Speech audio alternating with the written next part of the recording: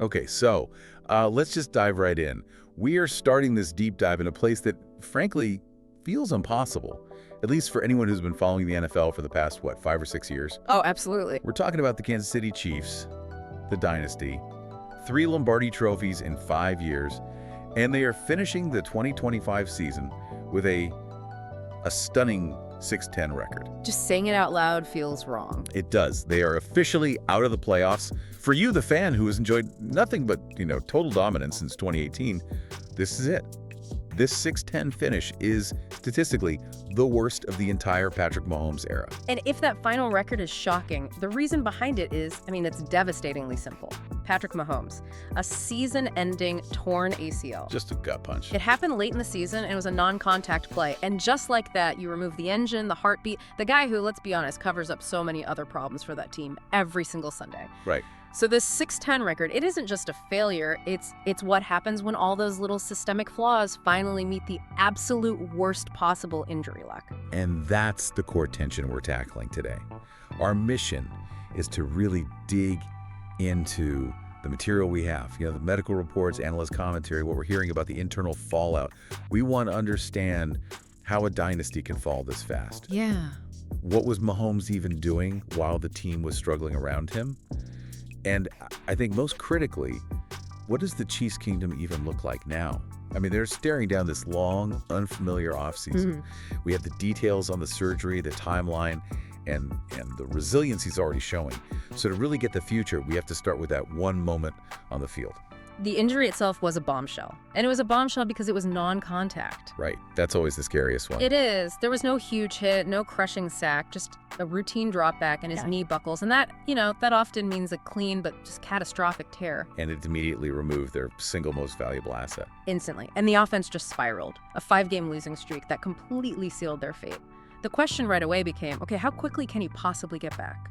And when you look at the typical recovery timeline for a quarterback, it is a tight, difficult window. It is. A torn ACL, especially for a guy like him who relies on that explosive movement, planting his foot, the improvisation, that demands 9 to 12 months of just brutal, frustrating physical therapy. Yeah. But that timeline does, I guess, put him on track, if everything goes perfectly, for a full return by the start of the 2026 season. Yeah. But that takes an obsessive focus starting right now. And that intense focus is the key takeaway from all the early reporting we're seeing. The dedication is, it's total. And analysts have been using this phrase, Texas Tech toughness, to describe his whole approach. Okay, what does that actually mean, though? Is that just a buzzword? I don't think so. It's not just, idle praise. It speaks to his identity. He comes from a system at Texas Tech that's known for this gritty, almost underdog mentality, high volume passing. So the phrase really implies that he's attacking his rehab with a competitive fire. He sees the physical therapy not as a chore, but as the next opponent he has to beat. And we have some concrete evidence of that mentality already.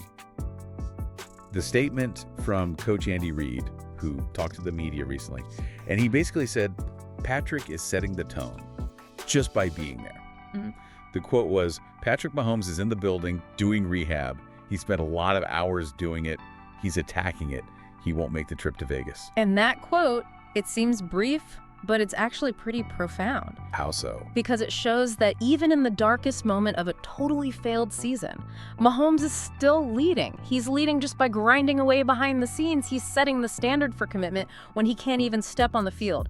But we absolutely have to remember what he did before that play. Yes. Because calling this a down year for Mahomes personally is it's a huge distortion of what actually happened. I could not agree more. It wasn't a down year for him. It was a year where he was carrying a fundamentally broken offense. Yeah. Look at the numbers before he got hurt. 3,587 yards, 22 touchdowns, completed almost 63% of his passes. You stretch that out over a full season, and he was still on pace for nearly 4,500 yards and over 30 touchdowns. On a 6-10 team. On a team spiraling towards 6-10. Those are Pro Bowl numbers. It's staggering. And what's really insightful is the context behind those numbers. The stats show he was being forced to shorten his throws. He was dumping the ball off way more often than in past years. He had to sacrifice the deep, explosive plays that are his signature just to keep the chains moving. Wow. So the fact that he still managed 3,500 yards under that kind of constant duress with all those systemic failures, it's a testament to why he's so unique. He literally turned chaos into production. He's the ultimate cheat code. He's the guy who has always elevated everyone around him. He turned Tyreek Hill into a superstar. He made Travis Kelce the greatest tight end of all time, statistically. And this season, when that supporting cast was consistently failing him, he was still forcing elite numbers out of a partial season. It just underlines that his injury wasn't just losing a player, it was removing the one thing that was masking every single other flaw on that team. But to really get how devastating that injury was, we have to rewind a bit. Because the cracks in that foundation, they were showing long before Mahomes ever went down. Right. This wasn't a sudden collapse. No. We need to talk about the team collapse that was happening before the injury. That 6-10 record is a profound failure of infrastructure. It's such a sharp contrast to the, consistent playoff runs they've had since 2018. I mean, the dynasty talk was completely justified. Of course. 3 Lombardis in 5 years. So how did they fall apart so quickly? That's the question that has to be just rattling around the entire Chiefs kingdom right now. How does the gold standard for offense suddenly have these huge structural holes? Well, the material we've gone through details a few specific systemic failures that were really eroding the team from the inside. And the primary culprit, the thing that kept showing up in the losses, was the offensive line. It was rebuilt a few years ago, and it was supposed to be stable, but they just struggled all season. They could not protect Mahomes consistently. And that changes everything. Everything. And they couldn't get a push in the run game, which meant defenses knew exactly what was coming on 3rd and long. That lack of protection forces Mahomes out of the pocket early, and the whole timing of the offense is just gone. And the second major failure made that O-line struggle even worse. The wide receiver core. Oh, the drops. The drops. They were plagued by drop passes at the absolute worst moments. 3rd downs, in the red zone, on potential game-winning drives. It was just, it was brutal to watch. And when you have that happening, a drive that should be a first down turns into a punt. A drive that should be a touchdown turns into a field goal attempt. It's demoralizing. And you can't put it all on the offense. No, you can't. We have to look at the defense, too. They had some huge moments in those championship runs, especially in 2023. But this year, under Steve Spagnuolo, the defense gave up too many big plays at the worst possible times. They just couldn't contain opponents in key situations, especially late in games. So you combine inconsistent protection, dropped passes, and a defense giving up big plays. And that is the perfect recipe for a 6-10 season. No matter how good your quarterback is. And if we just synthesize the hard stats, the drop-off is genuinely shocking. The Chiefs' offense, an offense that for years was always in the top 5 in points scored, they ranked outside the top 10 this season. It's a massive fall. That's not a minor slip.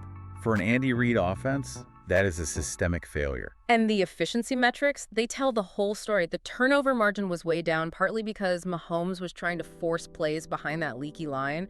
3rd down conversions dropped dramatically. And maybe most critically, red zone efficiency just plummeted.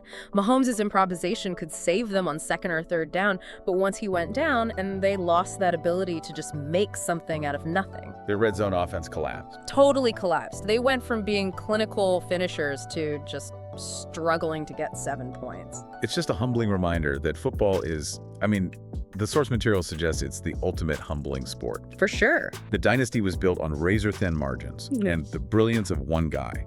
You look back at 2022, they won the Super Bowl despite a shaky start.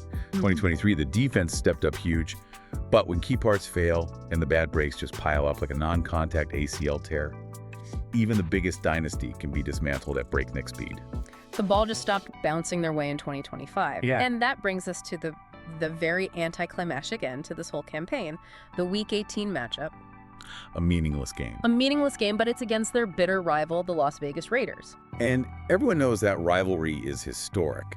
It goes back to the AFL days, over 100 meetings.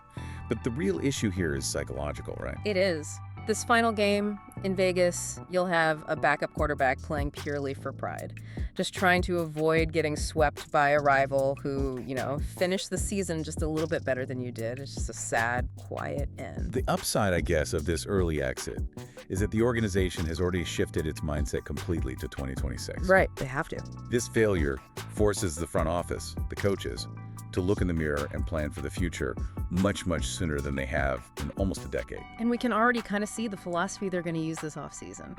Yeah, if you look at the track record of champions facing adversity, The reporting suggests Mahomes' philosophy is going to be seeing this not as a career ender, but as a bump in the road.